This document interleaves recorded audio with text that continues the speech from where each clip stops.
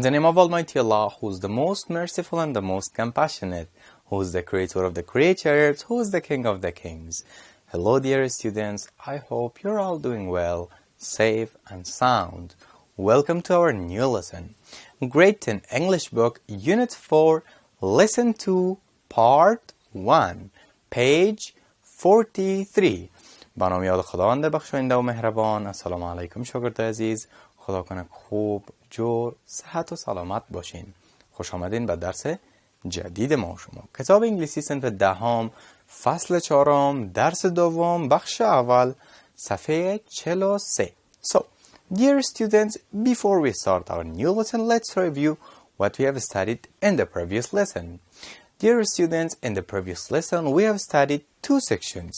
The first section that we have studied in the previous lesson was Introduction to Unit 4. شاگردان نهایت عزیز، قبل از اینکه بریم درس جدید خود آغاز کنیم، چه خوب است که یک مرور کوتاهی داشته باشیم به درس گذشته خود. ما و شما شاگردان عزیز در درس گذشته دو بخش را آموختیم. اولین بخش را که آموختیم بخش معرفی فصل چهارم بود. And the second section that we have studied in the previous lesson was listening. و دومین بخش را که ما شما در درس گذشته خواندیم و یاد گرفتیم بخش گوش کردن بود. So, in today's lesson we will study two sections. خب در درس قرار است امروز ما شما بخوانیم و یاد بگیریم دو بخش را می‌آموزیم. The first section that we are going to study in today's lesson is conversation. اولین بخش را قرار است ما شما در درس امروز بخوانیم یاد بگیریم بخش محاوره است. And the second section that we are going to study in today's lesson is grammar. و دومین بخش را که ما شما در درس امروز میخوانیم و یاد میگیریم بخش دستور زبان است. خب شاگردان عزیز، میفهم کارهای خانگیتان انجام دادین؟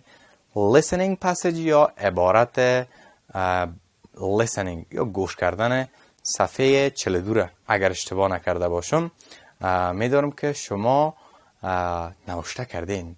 حتما داخل میبینیم، درست؟ خب فعلا قلم، پنسل، کتابچه‌تان آماده، بیاین که درس خود شروع کنیم.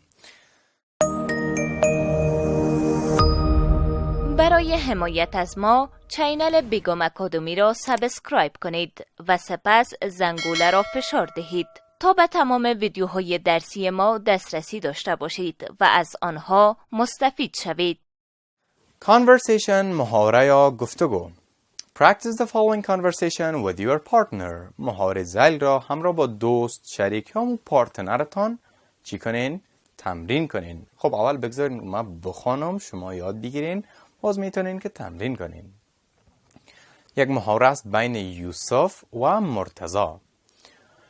یوسف میگه There is a big difference between those caves and our modern houses, isn't there? یوسف و مرتضی میگه تفاوت زیاد بین مغاره ها و خانه های عصری ما وجود دارد، همینطور نیست؟ مرتضی میگه Yes, there is. میگه که بله همینطور است. یعنی گپ یوسف را تایید میکنه، میگه که بله همینطور است. یعنی میگه تفاوت های بسیار زیاد است بین خانه های امروزی ما و شما و کسانی که هزاران سال قبل در مغاره ها زندگی میکردن و اما مغاره های کو چیشان بود؟ سرپناهشان بود یا خانهشان بود. یوسف میگه You know what they were. میگه که آیا میدانید آنها چی میپوشیدند؟ مرتضی میگه They used leaves of the trees and animals skin. میگه آنها از پوست حیوانات و برگ درختان استفاده میکردند. یوسف میگه How did they cover the floor. میگه آیا میدانید کف اتاق را با چی میپوشاندند؟ مرتضی میگه They used grass, leaves of plants or animal skins to cover the floor. میگه که آنها از علف، برگ نباتات یا پوست حیوانات برای پوشاندن زمین استفاده میکردند. یوسف میگه Their life wasn't comfortable, was it? میگه که زندگی آنها راحت نبود، همینطور نیست؟ مرتضی میگه No, it wasn't, but they didn't know more. میگه که خیر، اینطور نبود، اما آنها آگاهی نداشتند. یوسف میگه How did people improve their life conditions؟ میگه که مردم چگونه شرایط زندگی خود را بهتر ساختند. یعنی که از اون زمان که چی بود؟ در مغاره ها زندگی میکردن تا ای که امی evaluation یا کم کم چی شد؟ تغییرات آمد، چگونه بهتر ساختند.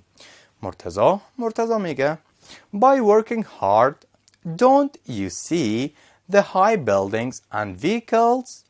They are the results of hard work of the human beings. میگه که با تلاش زیاد زندگی خود، یعنی مردم ها چی کردن؟ بهتر ساختن.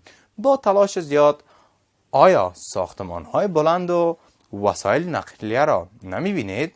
تمام اینها نتیجه زحمات انسان ها هستند. یوسف میگه How did they decorate their houses؟ میگه که چگونه خانه های خود را تزیین میکردند. مرتضی میگه They drew pictures on the walls of the caves. میگه که آنها روی دیوارهای مغاره نقاشی میکردند. یوسف میگه How did they keep themselves warm؟ میگه که چگونه خود را گرم نگه میداشتند. مرتضی میگه They lighted fire. میگه آنها آتش روشن میکردند. یوسف میگه Now I know how those people lived thousands years ago. میگه که حالا دانستم چگونه مردمان هزاران سال پیش زندگی میکردند. بسیار خوب شاگرد عزیز، محاوره بود بین یوسف و مرتضی. درباره چی بود؟ درباره مردمای اولیه گپ زدن. درباره چی گپ زدن؟ درباره بعضی چیزهای دیگه. مثلا گفتن که مردمای اولیه چگونه بودن، مردمای اولیه کف خانه خود، اتاق خود با چی میپوشاندن، چگونه بود. امیر رقم بحث کردن و صحبت کردن. خب که سوال نداره شاگرد عزیز، پیش بریم. اکتیویتی بی. Is it important to work hard? Why؟ شاگرد عزیز دقت کنین چی گفته شده که آیا این مهم است که باید شما سخت تلاش کنین، سخت زحمت بکشین؟ چرا؟ فکر کنین یک بار، آیا مهم است یا مهم نیست؟ نباید هیچ کس تلاش کنه و زحمت بکشه. خب اگر مهم است، چرا مهم است؟ خب حتما پاسخ بده. میریم بخش بعدی خود شاگرد عزیز. گرامر، دستور زبان. بسیار یک درس جالب. Simple past tense، زمان گذشته ساده. دقت کنین شاگرد عزیز، ما براتون تشریح میکنم یک بار به زبان ساده، شما هم گوش بگیرین. درست؟ Simple past tense یا زمان گذشته ساده شاگرد عزیز کدام زمان است؟ زمان است که ما شما یک عمل یا یک فعل را انجام داده باشیم در گذشته، در یک وقت معین. این را متوجه باشین شاگرد عزیز. در زمان simple past tense یا زمان گذشته ساده، اگر در یک جمله time expression یا اصطلاح زمانی به کار برده نمیشه، مثلا they lived there، آنها زندگی میکردن در آنجا، اصطلاح زمانی نداریم، مثلا 2 years ago 3 years ago. درست؟ وقتی که ذکر نمیشه به معنی است که پیش گوینده و شنونده معلوم است. درست؟ دقت کنین شاگرد عزیز، زمان گذشته ساده عمل را نشان میده که در گذشته اتفاق افتاده، شروع شده، ختم شده در گذشته. وقت و زمانش چی است؟ معین و مشخص است. و اگر ذکر نمیشه یعنی که پیش گوینده و شنونده وقتش چی است؟ معلوم است. خب ببینیم کتاب چی گفته بر ما شما. Do you remember this timeline؟ شاگرد عزیز آیا شما جدول زمانی را به یاد دارین؟ ببینین یک خط کشیده شده، خط وسط چی است؟ نماینگر present یا زمان حال است، اما این طرفش گذشته و این طرفش هم آینده است. بحث ما شما این طرف است، simple past یعنی در گذشته است. ببینین عمل در گذشته شروع، در گذشته ختم شده. درست؟ چی گفته شده؟ We use simple past tense when an action or activity started and ended at particular time in the past. قسمی که من براتون گفتم شاگردای عزیز، زمان گذشته سالهای و یا هم simple past tense. ما زمان استفاده میکنیم که یک اکتیویتی، یک فعالیت یا یک اکشن یا یک عمل را نشان بدیم. خب کدام عمل یا کدام اکشن که شروع شده باشه در گذشته و ختم شده باشه در گذشته در یک زمان چی معین و مشخص همه قدر بود. خلاص بسیار ساده. خب بریم بخش بعدی چی گفته شده؟ اکتیویتی A. Read these sentences and notice the usage and change of the verbs. دقت کنین شاگردای عزیز، گفته شده که جملات ذیل بخوانین و متوجه شوین که چگونه simple past tense به کار برده شده، یعنی موارد استفادهش بفهمین و بدانین ببینین که چگونه verb یا فعل تغییر میخوره. دقت کنین. اولش thousands of years ago people lived in caves. هزاران سال قبل مردمان در کجا زندگی میکردن؟ در مغاره ها. lived. people lived. ایدی گرفت.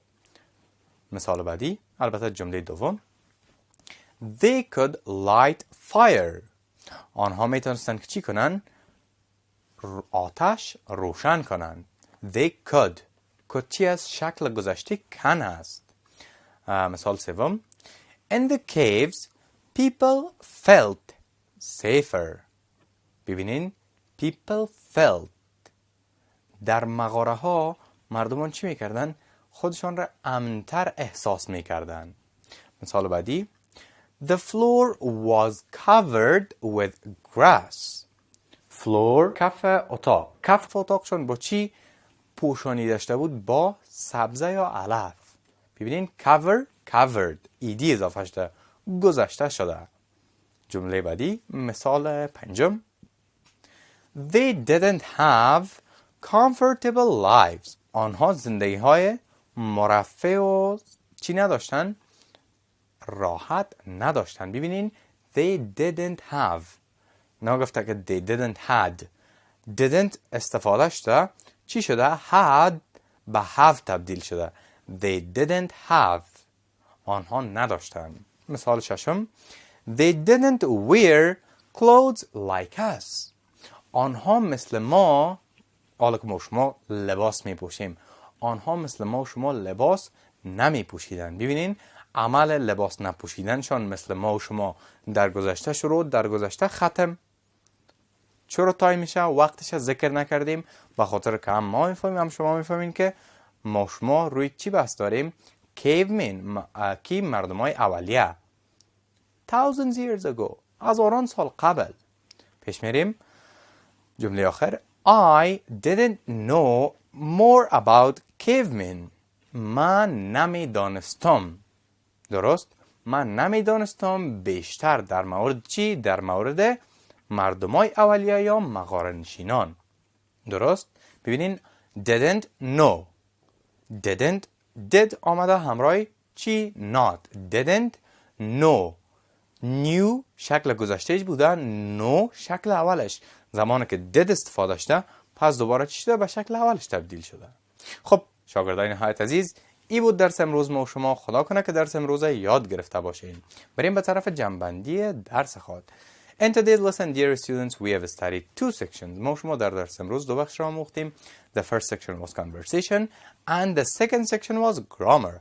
اولین بخش محاوره بود و بخش دوم ما و شما خواندیم بخش دستور زبان بود. میریم به طرف کارهای خانگی. homework کارخانگی. Write the conversation of page 43. Write the conversation of page 43. شاگردان عزیز، محاوره صفحه 43 در کتابچه‌هایتان نوشته میکنین. درست؟ خب شاگردان نهایت عزیز، این بود درس امروز ما و شما. خدا کنه که درس امروز یاد گرفته باشین. تا درس آینده باز هم یکی دیگه خدا میبینیم. شما را به الله یکتا و بی‌نیاز میسپارم. قبل از آغاز درس بعدی وقفه کوتاه میگیریم.